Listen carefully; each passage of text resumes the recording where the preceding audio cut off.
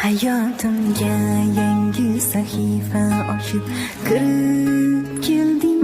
Sevgidan ko'ngli qolgan qizni ko'nglini olding. Soxtalik yo'q senda aslo, so'zlaringni rost sevdim. Yolg'on ekan avvalgisi, buni afsus kech bildim.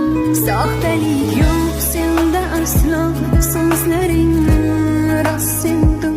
Yolg'on ekan avvalgisi, buni afsus kech bildim.